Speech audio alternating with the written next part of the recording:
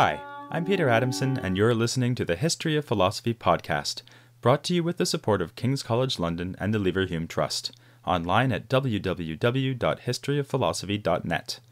Today's episode, Soul and the City, Plato's Political Philosophy. One of the most famous scenes in the history of the Peloponnesian War by the ancient Greek historian Thucydides presents a dialogue between the representatives of Athens and the people of a small island called Melos. The Athenians are embroiled in their long-running war against Sparta and its allies. The Melians have preserved their neutrality in this war, but now the Athenians want to persuade the people of Melos to join the fight against the Spartan alliance. When the Melians ask why they should do this, the Athenians admit that they can offer no principled reason. Instead, they point out that they are powerful, whereas the Melians are weak. Their argument is simple: join us or be smashed. The Melians opted not to join Athens and were duly smashed. The men of the island were massacred, the women and children sold into slavery, and the island made into an Athenian colony. As Thucydides has the Athenians observe, the strong do what they can, and the weak suffer what they must.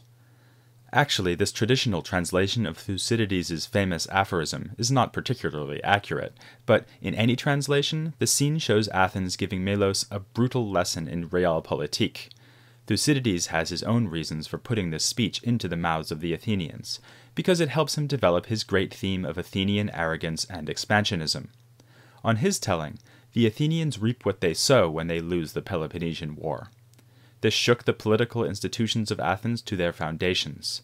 As I've mentioned in a previous episode, in the wake of the defeat, the democratic constitution of Athens was overthrown by a cabal of men, the so-called 30 tyrants. Once the tyrants were removed and the democracy restored, the good people of Athens indulged in some civic spring cleaning, including the trial and execution of Socrates. Thucydides is our most important source for reconstructing the confrontation between democratic Athens and the oligarchic city of Sparta, but the events of the late 5th century have echoes in other ancient Greek writings, such as the plays of our old friend Aristophanes. Those echoes can also be heard in a dialogue that is usually regarded as the founding text of political philosophy and the greatest work of Plato, the Republic. The Republic is a work of extraordinary complexity and length. It takes in not only political philosophy, but also moral psychology, metaphysics, and aesthetics. In fact, one would be hard-pressed to think of an area of philosophy not explored in the Republic. I'm going to devote 2 podcasts to it, but I could easily do 10 podcasts, one for each book, and still leave out a lot. In this first episode, I'll deal with the Republic's central idea, the structure of the ideal city, and the parallel Plato draws between the city and the human soul. We get a taste of the themes of the Republic on its very first page. Socrates is the narrator, and tells us of an encounter he had at the time of the festival of the goddess Bendis. He has seen a religious procession and is returning to Athens, when he's intercepted by a group led by one Polemarchus. In a darkly amusing passage which resonates with Thucydides' Melian dialogue, Polemarchus invites Socrates and his friend Glaucon to come home for some hospitality. He points out that if Socrates doesn't want to come, he can be forced to do so, since Polemarchus' companions outnumber Socrates and Glaucon. Polemarchus' group is physically stronger, so it's inevitable that they will get what they want, one way or another. Already in this opening sequence, Plato has made us think about the role of strength and compulsion in human affairs, a central issue throughout the Republic. Socrates agrees to go quietly, and winds up back at Polemarchus' house. Among the people gathered there, 3 are particularly important. There is Thrasymachus, a sophist, who locks horns with Socrates in this first book, and there are Glaucon and Adeimantus, who will be the main interlocutors for Socrates for the remaining 9 books of the Republic. These 2 characters just happen to be the brothers of Plato. The discussions Socrates has with Thrasymachus and then with Glaucon and Adeimantus are about the nature of justice. Thrasymachus holds a view much like the one defended by Callicles in Plato's dialogue, the Gorgias. On this view, justice is simply whatever benefits the strong. Thrasymachus admires the man who is bold enough to commit any number of so-called injustices, to take what he can get, to become a tyrant and enslave his enemies. Real justice is, if you will, for the strong to do what they can, and for the weak to suffer what they must. Thrasymachus admits that this is not what people usually mean by justice, but for him, the popular understanding is a perversion. The so-called justice admired in Athens and other Greek cities is the reverse of what is really just. Common conceptions of justice help the weak rather than the strong, because they keep the strong in line and allow the weak a share in decision-making. Socrates proceeds to refute Thrasymachus in his inimitable fashion. He tries to show Thrasymachus that political rule must look to the benefit of the ruled, not that of the ruler, just as the art of shepherding looks to the benefit of sheep, not shepherds. After this dialogue between Socrates and Thrasymachus, Book 1 of the Republic comes to an end. When Book 2 opens, Glaucon and Adeimantus complain that Socrates' refutation of Thrasymachus has left them unsatisfied. They would like to be convinced once and for all that justice really is better than injustice. People claim to admire justice, but is this what they believe in their heart of hearts? Glaucon does a good job of playing devil's advocate here. First, he suggests thinking of justice as a kind of tacit agreement between people not to harm each other. We would all gladly be cruel to one another, to take what we can and make others suffer what they must, but we agree not to, because a situation in which everyone is trying to harm everyone winds up being bad for most people most of the time. This is reminiscent of later accounts of morality or political institutions, which we now call contract theories. If all goes well, this series of podcasts will eventually reach the most famous such theory in the work of the English philosopher Thomas Hobbes, of nasty, brutish, and short fame. But unlike Hobbes, Glaucon backs up his contract theory with a mythical story in which a farmer discovers a ring that turns him invisible. Using the ring, the farmer manages to kill the local king, seduce his wife, and become a tyrant.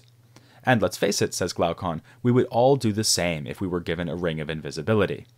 I note that hobbits would seem to be an exception to this rule.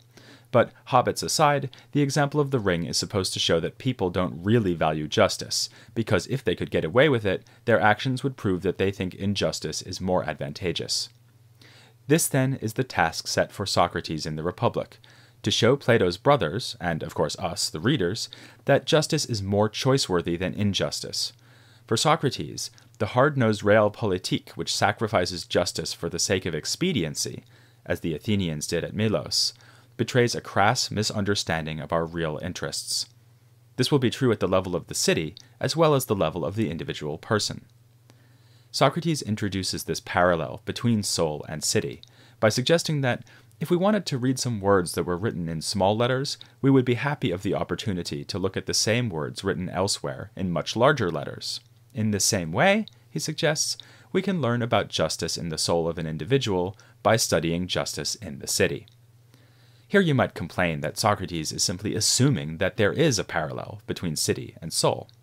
Shouldn't he be arguing for this if it's going to be so important? Well, we do in fact talk about justice at both the level of society and of the individual. Unless we're using the word justice in two completely unrelated ways, Socrates must be right that political justice and individual justice do have something in common. Besides, the proof is in the pudding. If Socrates can discover parallel features and structures in both the soul and the city, then his strategy will show itself to be a good one. So let's look at justice at the political level. We can start with the very word political. It relates to the ancient Greek word polis, which means city or city-state. As you may know or already have noticed from my allusions to classical Greek history, the political units of the ancient world were cities, like Athens and Sparta, not countries like Greece or Italy. But a polis was a city in a rather broad sense of the word. Athens, for instance, was a polis which dominated the area called Attica, and its democratic constitution allowed for the sharing of political power among the citizens of this whole area. Often, the various cities banded together in alliances, like those which clashed in the Peloponnesian War, or cooperated to repulse the invasions of the Persians. They also came together to celebrate the Olympic Games, to sponsor and worship at religious centers like Delphi. Such cooperative or competitive activities certainly had a political aspect. Still, when both Plato and Aristotle talk about political constitutions, they normally have in mind the workings of a polis, a single city. They do, of course, talk also of the Greeks, but this has to do with cultural affinity, for instance, common language and religious practices, and not an overarching political unity. Now, if you wanted to figure out the most just possible way of running a city, how would you do it? An obvious strategy would be to choose an existing city which seems to do well, and modeling your theory on that city. or you might learn from the mistakes of cities that do badly. But this is not how Plato does it. In this way, he is very unlike an author like Thucydides. As a historian, Thucydides does convey ideas about how cities should be run, how wars should be prosecuted. But he does this by artfully framing actual history, for instance by showing us the consequences of the swaggering imperialism of Athens. Aristotle, as we'll see in a later episode, characteristically takes a middle road. He presents general observations about political structures, yet frequently refers to the ways actual Greek cities are run. In the Republic, by contrast, Plato has Socrates start with a blank slate, designing an ideal city from scratch. The lessons for real cities like Athens remain implicit. For instance, when democracy is criticized in Book 8 of the Republic, we aren't invited to focus on actual events in Athens or in other democratic cities. Socrates' first attempt to describe an ideal city is strikingly modest. The best city would be fairly small, a cooperative, one might almost say communitarian group of farmers, craftsmen, and traders. They eat a restricted vegetarian diet, wear simple clothing, and live in peace. Glaucon immediately objects that this sounds more like a city of pigs than a city of men. He wouldn't have enjoyed living in a 1960s hippie commune. Glaucon's objection here changes everything. Socrates says that if the city is to afford luxuries, it will need to expand, to develop a powerful military for taking and protecting more land than it strictly needs. This is the origin of the infamous class system of Plato's Republic, since it sets up a division of the city into two types of people, the guardian soldiers and the laborers. The guardians will rule over the craftsmen, and their rule will, as we'll see in a minute, be absolute and unquestioned. This aspect of the Republic has come in for its share of criticism. Famously, the philosopher Karl Popper accused Plato of being an enemy of what he called the open society, and saw the Republic as a founding text of totalitarianism. Now, I don't want to be an apologist for Plato.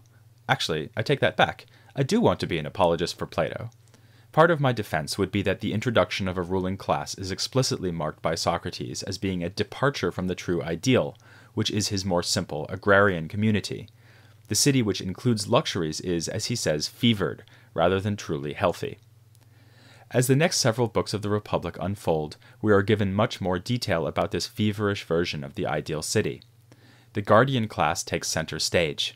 We get a lengthy discussion of the education that will turn the guardians into a patriotic and disciplined fighting machine.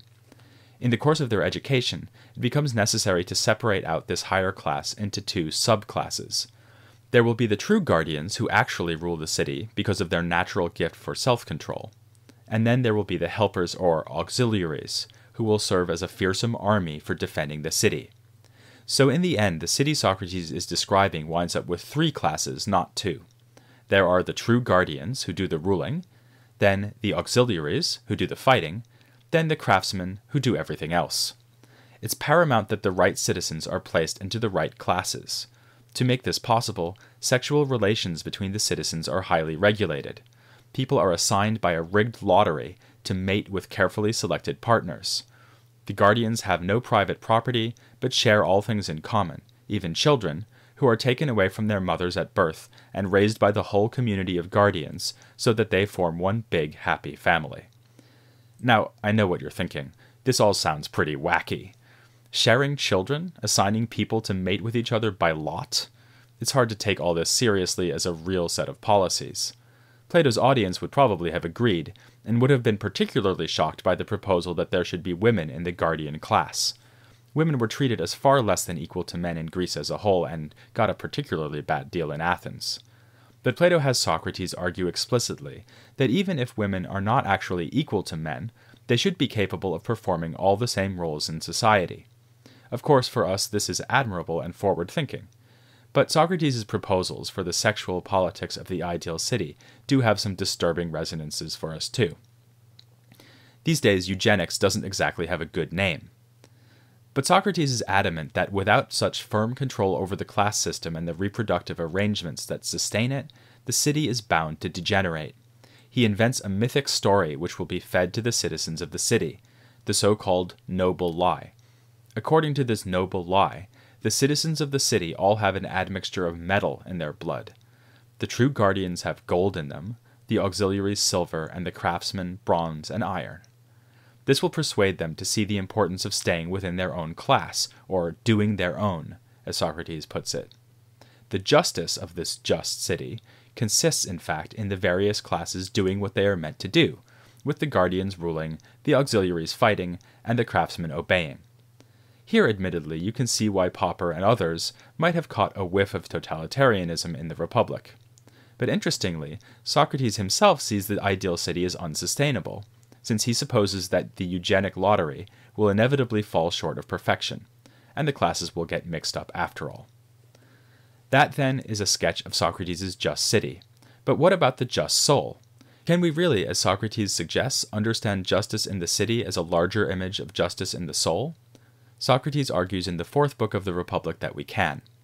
He points out that, like the city, the soul must have more than one aspect, for the soul can be in harmony or in tension with itself. Consider, for instance, your desire to drink a beer. Your desire for the beer might be very strong, but you might exercise self-control and refrain from the beer, for instance if you are going to drive later or need to study for an exam. This shows that the soul is not simple, but has several aspects which can struggle against one another. Socrates argues that, like the city, the soul has 3 aspects: reason, spirit, and appetite. Reason is the highest aspect, which is directed towards truth. Spirit is directed towards honor, and with this aspect of our soul, we are able to feel such emotions as anger and courage. Appetite, finally, is the set of drives we possess for things such as food, drink, and sex. Justice in the soul, then, is more or less exactly like justice in the city. It is for the 3 parts of the soul to do what they should: for the ruling part, which is reason in the soul, and the guardians in the city, to rule, with the assistance of the spirit, or the auxiliaries, over the lowest part, namely appetite, or the craftsman. Finally, if this is how justice looks in the city and the soul, what about injustice? What happens when a city or a soul degenerates and becomes worse? Plato extends the analogy between soul and city when he comes to consider the degenerate cases. He has Socrates tell us 2 stories in parallel. In one story we get a sequence of individual men, worse sons born to better fathers. In another story, worse political arrangements arise from better ones. For instance, the best arrangement after the ideal city is a so-called timocracy, in which the city is dedicated to honor and victory. This is basically the ideal city shorn of its true rulers and guided solely by soldiers who long to distinguish themselves on the battlefield. From this arises an oligarchy, a city of the rich, then democracy, the city ruled by the common people. By the way, all these English words come from ancient Greek. Timocracy comes from the Greek words for honor and rule, while oligarchy means rule by the few, and democracy means rule by the people, the demos. Finally, Socrates tells us that the natural next step from democracy is tyranny, which is ruled by a single vicious man. On the soul side, there are individual personality types, as we might call them, which correspond to these cities. There is the timocratic man who wants nothing but honor, the oligarchic man who wants wealth, the democratic man who wants freedom. Worst of all is the tyrannical man whose lust for power ironically winds up enslaving him to his own desires. Just as it's natural for, say, an oligarchic city to degenerate into a democratic one, it's natural for a father with an oligarchic character to have a son who goes bad and who develops a democratic character. We may find it shocking that Plato sees democracy as the second worst form of government. For him, only tyranny, ruled by the worst of all possible rulers, is worse than democracy. There's little doubt that Plato is here registering his dissatisfaction with the performance of democratic Athens. They did, after all, execute Socrates. On the other hand, his critique of democracy is rather nuanced. When the people, the demos, are in charge, there is total freedom for all, so all desires can be satisfied, every lifestyle is approved. It's a wide-open society, and its chaotic ethical pluralism is far removed from the adamantine laws of Socrates' ideal city. We might retort that these are, in fact, the very things we appreciate in democracy.